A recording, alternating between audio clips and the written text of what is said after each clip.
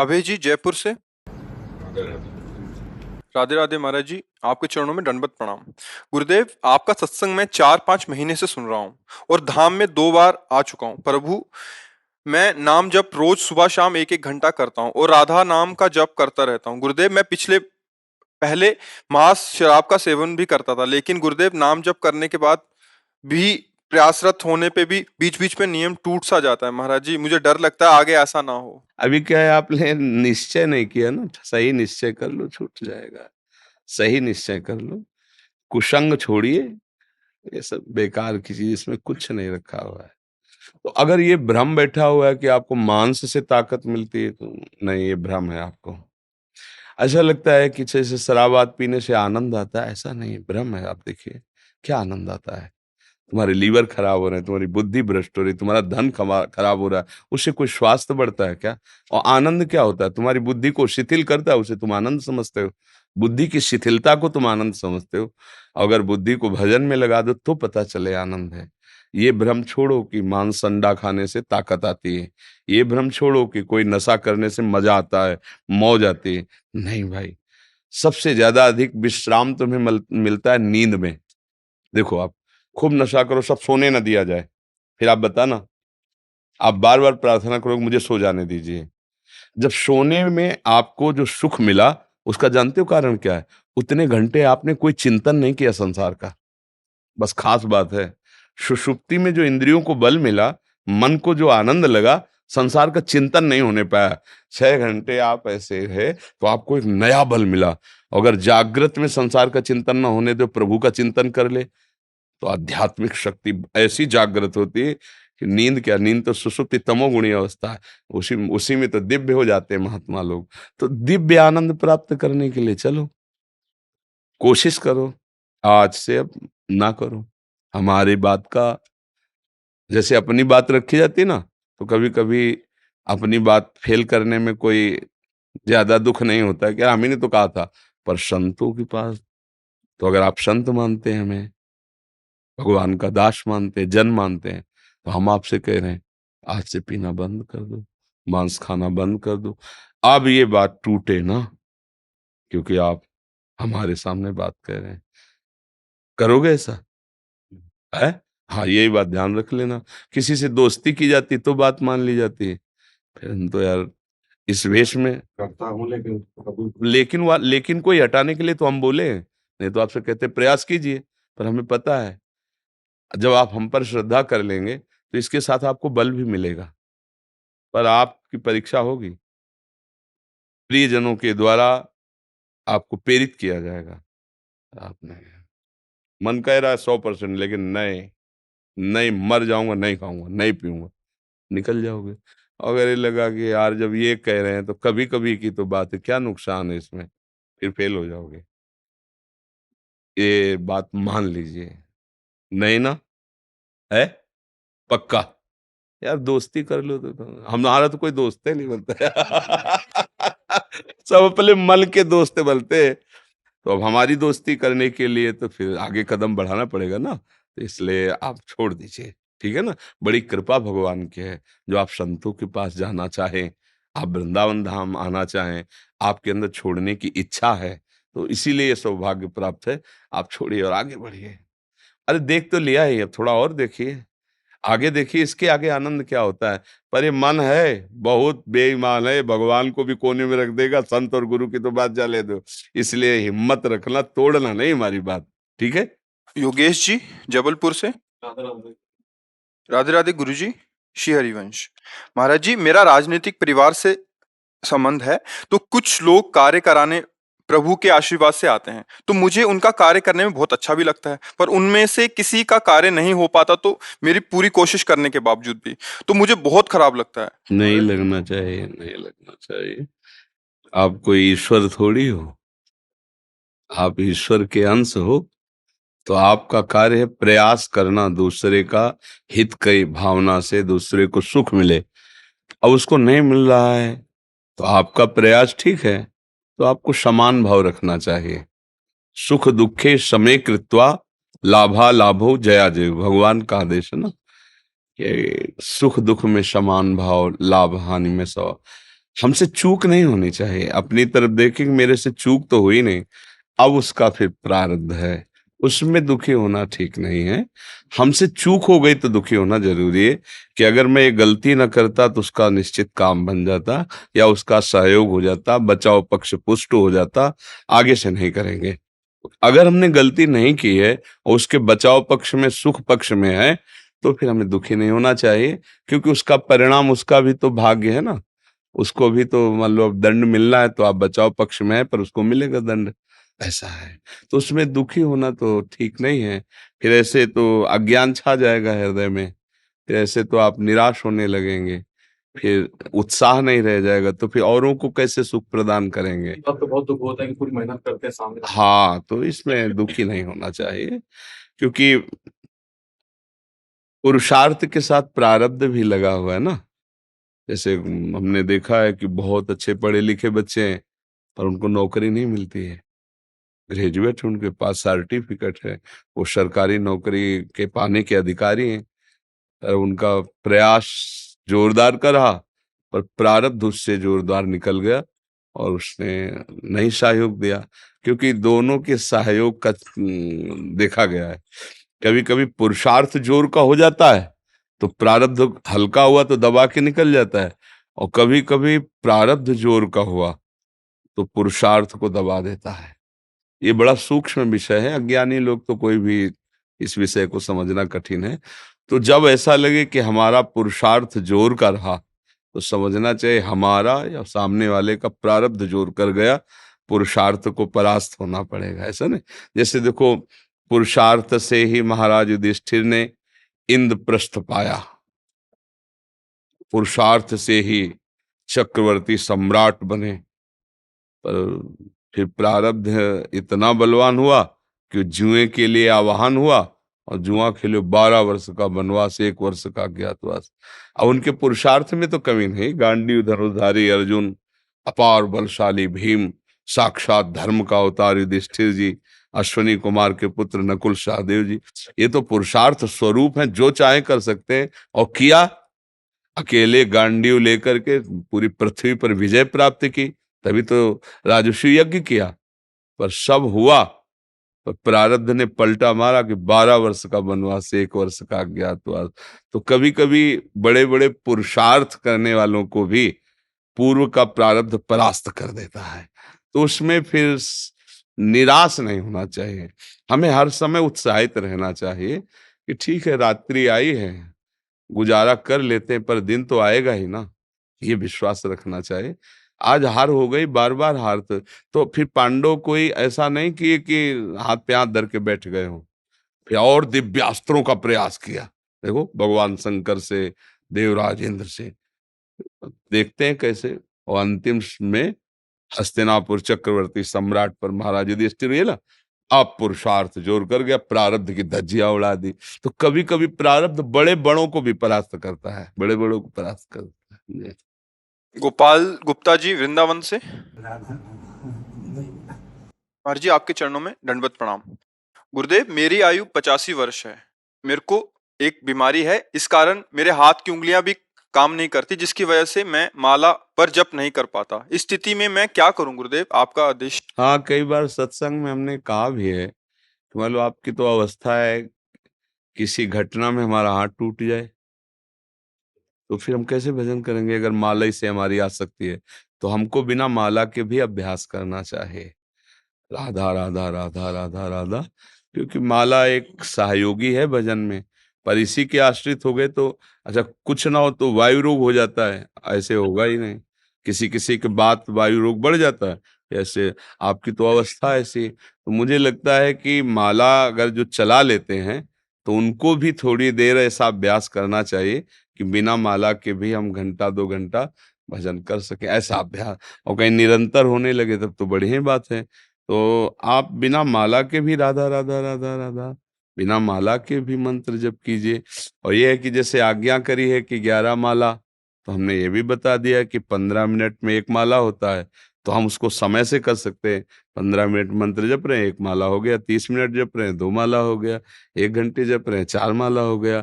ऐसे 24 घंटे में समय निकाल निकाल के हम ऐसे भी कर सक भाई हमें जब भजन करना है तो माला ही खास बात नहीं है, बात तो है सुमिरन की।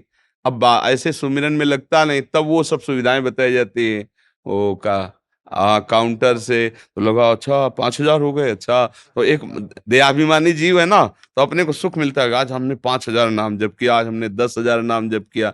नहीं तो प्यारे का सुमिरन करने की गणना करने की क्या आवश्यकता है, हर श्वास में जितना अधिक से अधिक। पर ये आगे की बात है, जो शुरुआत से सिद्ध करने लगता है वो फेल हो जाता है, सिद्धांत से चले। तो अब जैसे माला नहीं चला पाते हैं तो खूब नाम अंदर ही अंदर जपिए, क्योंकि शरीर तो ये नाशवान पार्थिव, किसी का भी धोखा दे सकता है, कभी भी हो सकता है, कुछ भी हो सकता है। तो बिना किसी बाहरी चेष्टा के भी नाम जप होता है, जैसे अंदर ही अंदर। अब जैसे भूख लगी है और उस समय भूख भूख जप नहीं रहे हो, पर भूल भी नहीं रहे हो, नहीं ना, भूख लगी, ऐसे ही भजन की भूख लग जाए तो अपने आप जप होता है, राधा राधा राधा राधा राधा। कोई भय लग जाए, किसी संकट में देखो आप फंस जाओ, आपका पक्का भरोसा है कि राधा नाम से फिर आप देखो जपना नहीं पड़ेगा, राधा राधा राधा राधा राधा राधा राधा। अरे हम लोग जैसे बचपन में थे तो सिखाया गया था कि जब कहीं भय लगे तो जय हनुमान जय हनुमान जय हनुमान रटना। बच्चे थे ना कि जैसे डरते थे कि यार अंधेरा है, भूत ना हो, गांव के लोग डरवा देते हैं ना कि इस गली में भूत रहता है, इस ऐसे भूत रहता है। तो हम बचपन में याद है हमें, तो घर वाले कहते थे कि हनुमान जी का नाम लेने से भूत ऊत नजदीक नहीं आते, जहां भय लगे तो जहां भय लगे तो वहां जपना नहीं पड़ता, चलता जय हनुमान जय हनुमान जय हनुमान तो ऐसे ही अगर हमारा मन ये भयभीत हो जाए, पता नहीं कब मृत्यु आ जाए। तो मुझे मृत्यु आने के पहले ऐसी स्थिति बनानी चाहिए थी, वो बन नहीं पाई। अब क्या करें, तो राधा राधा राधा राधा राधा राधा, अगर राधा बोलते हुए श्वास निकल गई तो बात बन गई, फिर तो हमारा कल्याण, श्री जी की प्राप्ति, सब कुछ ठीक हो जाएगा। तो राधा राधा बोलो, है ने। और वृंदावन तो बास कर ही रहे हो, इसमें संशय नहीं है। वृंदावन बास कर रहे हो ना। हाँ बढ़िया बढ़िया। महाराज जी, मुझे लगता है कि मेरे अंतिम समय बिल्कुल नजदीक आ गया है। काफी समय से नींद में स्लीपिंग माइंड जागृत होकर बचपन से लेकर अब तक की सारी स्मृतियां बयां करना शुरू करता है, जिसकी वजह से मेरा राधा नाम भी छूटता है। मैं काफी शांत करने की हाँ कोशिश भी करता हूँ। ये सिद्धांतिक है कि अभी तो हम ये नहीं कह सकते कि आ गई कि ना ही नहीं आ गई, वो तो भगवान जाने। पर ये जरूर होता है कि जब जीव का अंतिम काल होता है तो उसके किए हुए सारे कर्म उसके सामने नाचने लगते हैं और उसकी सदगति में बाधा पहुंचाने की कोशिश करते हैं। जैसे अब मान लो पूरा जीवन आपने अधर्माचरण किया है, अब आपको राधा नाम में प्रीति कैसे हो सकती सहज में, जब तक वो अधर्माचरण नष्ट नहीं होंगे। तो अब जब हमारा अंतिम समय आएगा तो हमारी दुर्गति के लिए वो पूरे के पूरे आचरण हमारे सामने छा जाते हैं। तो अब गुरु कृपा, संत कृपा, श्री जी कृपा करें और उस समय जबरदस्ती नाम चल पड़े तो फिर हमारा कल्याण हो जाएगा। इसीलिए अजामिल ने जीवन भर वैश्यागमन और सब पाप आदि किए ना, तो फिर संतों के चरणों में गिर के कहा कि मेरा कल्याण कैसे होगा। तो उन्होंने ये नहीं कहा भजन करो, क्योंकि जानते थे पापवंत कर सहज स्वभाव भजन, इससे भजन होगा ही नहीं। तो उनका अब तुम्हारा एक पुत्र होने वाला, एक और पुत्र होगा जिसका नाम तुम नारायण रख देना। अब क्या हुआ कि छोटा बच्चा और संतों की कृपा, तो नारायण पुत्र में आसक्ति हो गई, कोई भगवान से मतलब नहीं था उसका। तो मृत्यु के समय अपने पुत्र के प्यार में पुत्र को बुलाना दूर था, तो नारायण काम बन गया। भगवान के पार्षद आ गए, यमदूतों की फांसी काट दी और परम धाम गए। तो अगर किसी भी बहाने से कैसे भी नाम निकल आवे, पर है बहुत कठिन बात। जन्म जन्म मुनि यतन कराही, ओ अंत राम कही आवत है। अंतिम समय नाम निकलना बहुत, पूरा जीवन अभ्यास इसी बात का तो संत जन करते हैं। फाइनल पे कोई भी है, मान लो वर्षों दौड़ रहा है तो फाइनल के लिए तो दौड़ रहा है कि आर्मी में जब जाए फाइनल में हम निकल जाएं। तो ऐसे ही संत जन पूरा जीवन अभ्यास करते हैं कि फाइनल मृत्यु का समय जब हो तो आराध्य देव सामने हो, नाम चल रहा हो, शरीर छूट गया, काम बन गया। पर फिर भी निराश नहीं होना, भगवान के आश्रित रहना है। वो कृपा करेंगे तो अंतिम समय ऐसे जाल सब हटा देंगे और राधा राधा आ जाए। इसीलिए एकांत में श्री जी से प्रार्थना भी करो कि जब तक होश है तो हम संभालें और बेहोश हो तो आप संभालना। फिर आप हमारे स्मरण में वैसे भगवान ऐसा वादा भी किए हैं कि जो जीवन भर मेरा भजन का अभ्यास करता है, अंतिम समय मैं स्वयं स्फुरित होता हूँ, स्वयं स्फुरित हो जाता हूँ। तो प्रयासरत रहिए नाम का, और चिंता। हाँ, हम सबका आधार लाडली लाल है, वही बल है, उन्हीं के बल से हम कहते रहते हैं। ये कहते हैं ना, भगवत प्राप्ति तो जेब की बात है, तो मेरे ही नहीं, श्री जी के बल से, कि अगर आप प्यारी जू के अनन्य हो, भरोसा। हमने संतों से, शास्त्रों में ये पाया है कि प्रभु कभी भरोसा नहीं तोड़े। जैसे आपका भरोसा ना कि इस जंगल से निकलना है, अगर कुछ होगा तो भगवान बचा लेंगे, निश्चित भगवान बचा लेंगे, निश्चित। कोई न कोई रूप, जैसे अपने लोगों को भरोसा होता है ना कि भगवान तो कई बार देखा है, कई जगह देखा है जहां अपमानित होने का अवसर आया है। जैसे एक बार हम महोबा से, कई बार बताया सत्संग में, कि ट्रेन में, या तो अब हम सांसारिक पढ़ाई तो ज्यादा पढ़े लिखे हैं नहीं, तो अब अंग्रेजी से ज्यादा लिखा तो हमें नहीं आता, मतलब ऐसे मोटे मोटे लिखा हो कि ये और या ऐसे, फिर हम उसका अटकल लगा के ऐसे बता सकते हैं कि ये कानपुर लिखा है, ऐसे पूरा ऐसे, मतलब नहीं क्योंकि गांव की पढ़ाई थी और 9 तक पढ़े, तो उन्होंने टिकट दिया। हम कभी जानते नहीं थे कि टिकट की कुछ क्लास भी होते हैं, और बैठा लिया मुझे अच्छे वाले उसमें, वातानुकूलित कक्ष में। और वो पूरा फोर्स आया जब रात्रि में, कहा टिकट, तुम तो बड़े गर्व से दिखा दिया, इतनी बड़ी थी वो, मतलब तो उनका है पढ़े लिखे हो, तुमका ज्यादा तो नहीं पढ़े लिखे। बोले 3 स्टेशन की टिकट, वो कब निकल गए, तुम्हें कहाँ जाना है? हमका बनारस। तो बोले ये भी टिकट पूरी नहीं, और जो तुम जहाँ बैठे हो यहाँ ये टिकट काम नहीं करती। अब वो मतलब ऑफिसर, तो अब नई अवस्था हमारी थी, तो कटुवचन बोलने लगे। बस वो बोले थे, ऊपर एक आदमी था, तुरंत नीचे कूदा, पैसे निकाले और कहा टिकट बनाइए। तुरंत टिकट बनाया और दिया। बोले बाबा जी आप आराम से बैठिए। तो वो चले गए। ये कौन कर रहा था? एकदम आश्चर्यचकित हो गए कि हो सकता था वो थप्पड़ मार के उतार भी देते, भाई उनका अधिकार है, लेकिन ये कौन था जिसको हम जानते नहीं, जिससे हमने कहा नहीं? कौन था? वही था जिसका भरोसा था। किसी रूप में वो आकर के तत्काल सवाल, पूरे जीवन में देखा है कि अगर भरोसा है तो प्रभु कभी भरोसा नहीं तोड़ते, कभी नहीं तोड़ते। हमने देखा है, पूरे जीवन में देखा है। और ठीक फाइनल पे कोई न कोई रूप रख के आ जाते हैं, अपने जनों को बचा लेते हैं। तो हम उनका भरोसा रखें कि अंतिम फाइनल में किशोरी किशोर जो हमें बचा लेंगे। संसार में जो हमने कर्म किए हैं वो हमको भ्रमित नहीं कर पाएंगे, और राधा नाम अंतिम समय आ जाएगा। पार्थ सरकार जी। राधे राधे। महाराज जी, मैं पेशे से एक वकील हूँ। महाराज जी, आप कृपा करें कि इतना सामर्थ्य जुटा सकूं कि असहाय लोगों को मदद करते समय मेरे को कोई दिक्कत ना हो। हमें बहुत प्रसन्नता होती है, जैसे आप अपने पद पे हो और ये चाहते हैं कि मैं धर्म से चलने वाले लोगों का, असहाय लोगों का सहयोग करूं, तो ये भगवान निश्चित बल देते हैं। और ऐसी ही भावना रखनी चाहिए, तो आपका भी मंगल होगा और दूसरों का सहयोग बनेगा, और ये बल भगवान देते हैं। थोड़ा सत्संग सुनता रहे, शास्त्र स्वाध्याय करता रहे और नाम जप करता रहे, तो ये बल आ जाएगा। जब हमारी धन पर प्रधान बुद्धि होती, तब फिर ये बल नहीं रहता। फिर धन का जो है ना मद चढ़ जाता है, फिर वो मनमानी आचरण होने लगता है। एक दो लोगों ने पूछा कि सबको तो आप माला पहनाते नहीं, जब कोई बड़ा पदाधिकारी आता है तब आप माला पहनाते हैं, तो आप सबको तो उत्तर दे नहीं सकते ना अपनी भावना का। तो हम जब बड़े पदाधिकारी का आदर करते हैं, तो ये नहीं कि ये पैसे वाला है इसलिए नहीं। अब जैसे वो हाई क्वालिटी का वकील है, अगर वो धर्मात्मा हुआ तो ये जो ये बात कह रहे हैं वो बात कर सकेगा।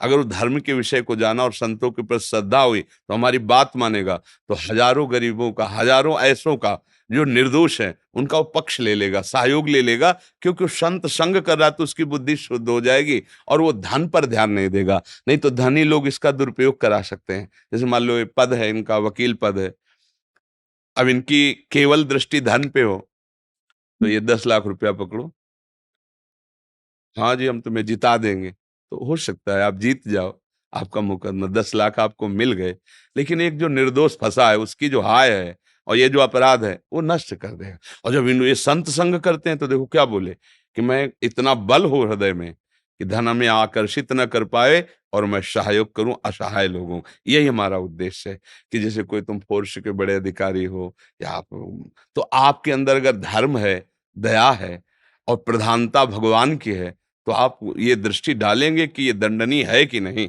कहीं अपराध न बन जाए, कहीं हमारे द्वारा कोई गलती न बन जाए, इसलिए प्यार। और वैसे भी संतों के लिए भी एक निर्देश है। जैसे राजा लोग ऋषियों के आश्रम पे जाते थे, तो यद्यपि वो ऋषियों को प्रणाम करते थे, पर वो अर्घ्य और पुष्पाति देते थे कि हमारे देश का ये राजा है, और राजा धर्मात्मा हो तो पूरे विश्व का, अपने जो भारत में पूरे का शासन करेगा। तो कुछ बातें शास्त्र सिद्धांत से होती है और कुछ भाव के सिद्धांत से होती है। तो हम तभी सुखी होंगे। दंड देना चाहिए, हम ये नहीं कहते दंड नहीं देना, लेकिन ठीक अपराधी को दंड देना चाहिए।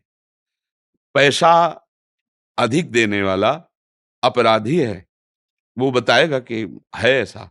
अब अगर आपने हाथ रख दिया तो आप भी उसी अधर्म में साबित होगे और आपका सब बिगड़ जाएगा, भाव बिगड़ जाएगा। इसीलिए सत्संग अत्यंत आवश्यक है। क्या धर्म है, क्या धर्म है।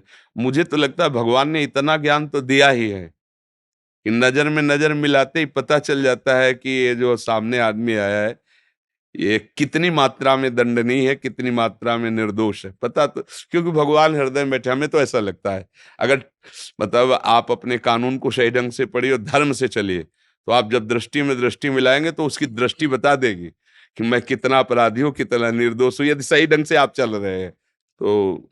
बहुत सुंदर भावना, हम आपकी भावना का आदर करते हैं। सत्संग सुनिए और नाम जप कीजिए, और यही भावना आपको बल देगी। जब दूसरे का हित किया जाता है तो भावना अपने को बलवान बना देती है जी। तो मंगला के चंदन प्रसाद ने वाल ले आया था, चंदन लाया था मेरा।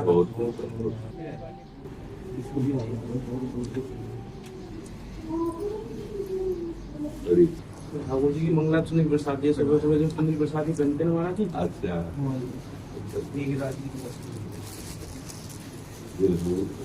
बड़ी कृपा सब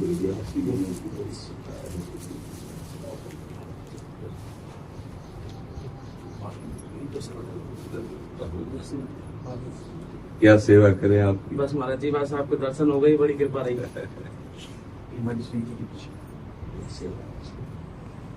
तो काफी दिन से इच्छा थी, सेवा चल रही थी, तो आज समय निकाल के महाराज जी कृपा होगी। बहुत बहुत कृपा है, तो हमारे पर आओ भाग्य है। एक छोटी सी बात पूछनी थी, पूछ सकता हूँ? जी। गिरिराज जी की सेवा करता हूँ तो मैं गिरिराज जी का जाप करता हूँ, लेकिन जब से आपके वचन सुने तो आप राधा राधा का जाप करने लगे, कोई दिक्कत तो नहीं? गिरिराज जी की कृपा हो गई। तेरो ही ध्यान राधिका प्यारी, गोवर्धन धर लाल। समझ रहे ना, गोवर्धन धारी भी जिसका नाम जब करते हो, ध्यान करते हो, हमारी लाडली जी है। तेरो ही ध्यान राधिका प्यारी, गोवर्धन धर लाल। किशोरी जी के रूप में, किशोरी जी की महिमा में हमारे लाल जो मगन रहते हैं। अब तो आप जब ब्रज में हो तो ये कोई आपके लिए गुड़ विषय तो है नहीं, आप तो जान ही रहे ना श्री जी। तो गिरिराज जी कृपा किए तब राधा नाम आपकी जिभ्या पे आए। इसमें कोई अन्य भावना तो करना ही नहीं, क्योंकि राधा श्री लालजू स्वयं जपते हरि रसना राधा राधा रट। इसलिए ऐसा तो सोचना ही नहीं कि गिरिराज जी किशोरी जी कोई अलग अलग है। हाँ, गिरिराज जी की कृपा, जिसे श्री कृष्ण कृपा प्राप्त होती है, वो राधा प्रेम को प्राप्त होता है। राधा नाम, राधा धाम, राधा रूप, राधा लीला, क्योंकि श्री लालजू महाराज राधा वर है ना। हाँ, इसलिए इसमें तो ऐसा भाव ही मत करना। वही गिरिराज है, वही गिरिराज धरन है, पर वो हमारी प्यारी जी का चिंतन करते रहते हैं।